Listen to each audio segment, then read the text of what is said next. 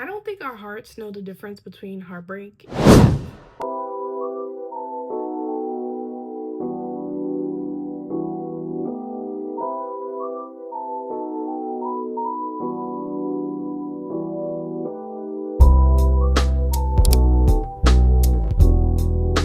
Hey guys, welcome back to my channel. This is episode 2 or video, of my series of Dating with Grace. Like, wow, we're really doing it. Today's topic is going to be about heartbreak and grief. I don't think our hearts know the difference between heartbreak and death. When someone leaves your life, it's like literally something inside of you also dies. And at least with death, you get some sort of closure, right? You know that this person is gone, they're not coming back. You go to the funeral, you do the whole thing. With heartbreak, they're still alive. And not, obviously, you don't want them to like die or anything. They're moving on with their lives and they're happy. And I feel like there's nothing worse than grieving someone who is alive. Like, oh my gosh. Not that we want anything bad to happen to them. No, of course not. It's just like, dang, the constant reminder that I'm over here heartbroken and you're living your best life. And in terms of like, there's different types of heartbreaks, right? Because you can grieve romantic relationships. You can also grieve friendships that you have lost as well. And I think those also hurt. Grieving a friendship, especially if it was a good friendship because of unfortunate circumstances, sucks. Take it from me. It sucks. It sucks really bad.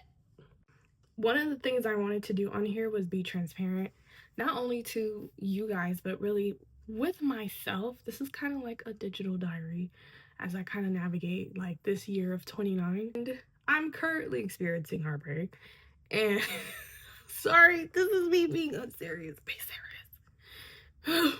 Look, that therapy session quick. But no, in all seriousness, going through a heartbreak, and not just going through a heartbreak. Right now, I will say that I feel very embarrassed. I feel embarrassed, and you're probably like, why? It's normal, it happens. It does happen, but I just feel like, again, like I can't, and in this situation, it's a little bit more complicated than the normal, like someone broke your heart, like they were horrible to you type thing. There were no real villains in this scenario. It's just an unfortunate situation that kind of happened, and both parties just, at least for me, I had to protect my heart and kind of just like, I've gotten heartbroken before, and I know there are steps that you do, right? You have to kind of like, if it's too much to handle on your mental health, you kind of have to separate from the person. You have to grieve. You have to go through the 5 stages of grief: the anger, the denial, the bargaining. The bargaining? Right there? No. And I have to catch myself when I'm bargaining and be like, no. Reality, actions, look at the actions, reality. And kind of like, wondering that what if, or what if I had done this, or what if this, or what if, no, like it's gonna take you down a whole rabbit hole. And I feel embarrassed because I don't know, it kind of goes back to the whole thing of dating with Grace, right? Boop, boop.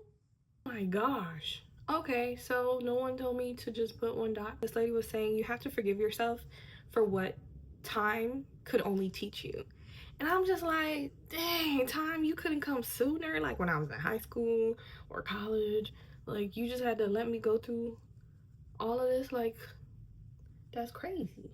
I'm just trying to give myself grace, hence the last episode. If you didn't watch my first episode, that's what we were talking about. It is odd to say though, I do feel like heartbreak gives you a sense of emotional awareness. And this one for sure has kind of like just shown me things, patterns that I've done. I've been doing things that I need to change, making better decisions when it comes to love. It really forced me to sit with myself. And the good news is that God is a healer. He tends to the broken hearted. My goodness. He tends to the heartbroken people. But I'm just like sitting, feeling, I don't want to feel, but it is what it is. We're feeling, we're going through it. We are allowing God to show us what we should learn, help us get through it, grow through it, and cry when you need to cry, okay? Because I have this thing where I don't like to cry, but we don't have time for that. We want to be happy. We want to be happy.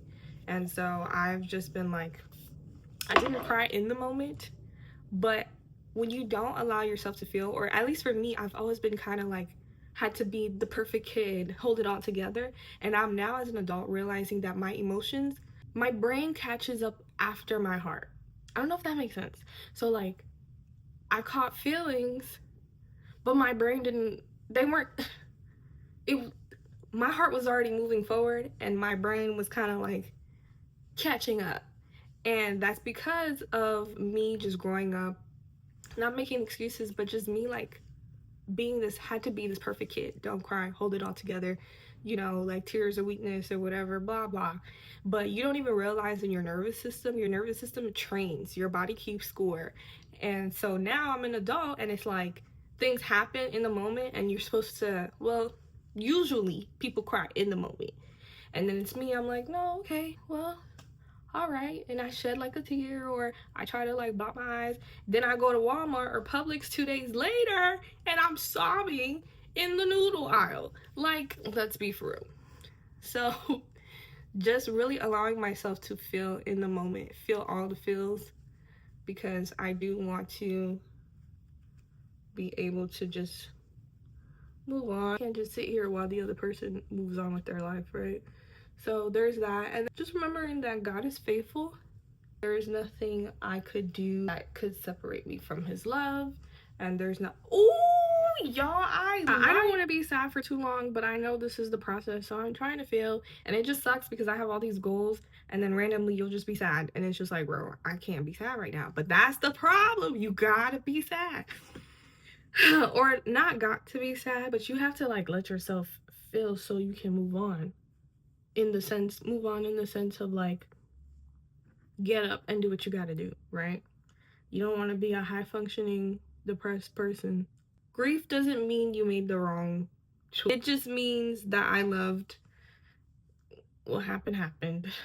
It is what it is. Okay, pause. Like, I like my face. These are the 3 takeaways that I want to give. Grief doesn't mean you made the wrong choice. It just means you loved, right? You know how people say it is what it is? Or it happened, or the heart wants what the heart wants. You can't control the heart wants.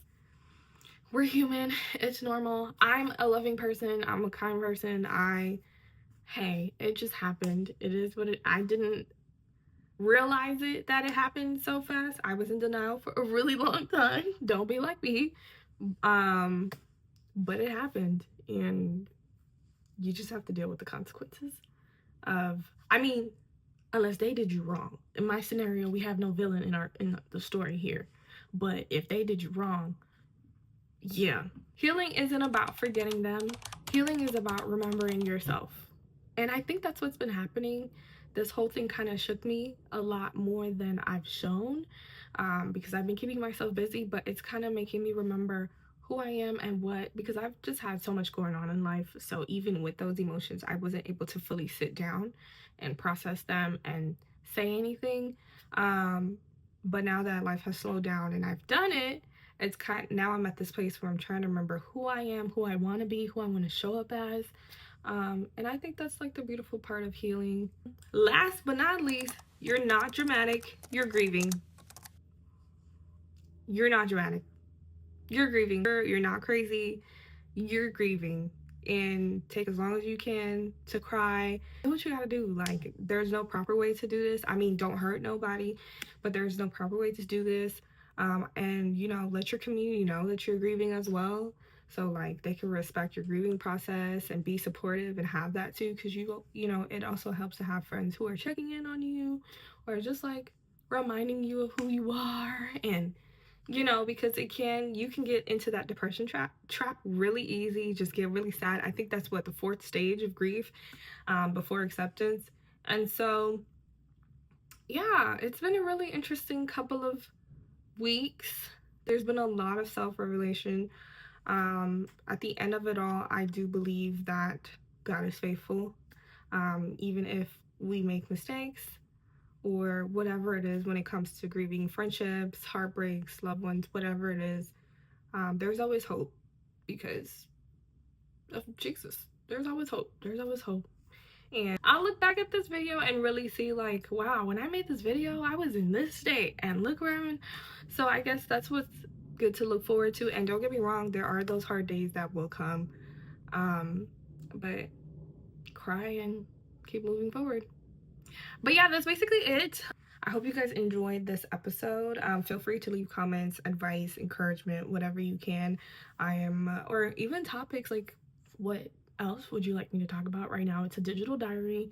I'm getting my foot into the door. I'm just using this also as a way to just like not hold everything in, share what I've learned. And we're just gonna let the Lord do what he does. I'm done. Alrighty, bye.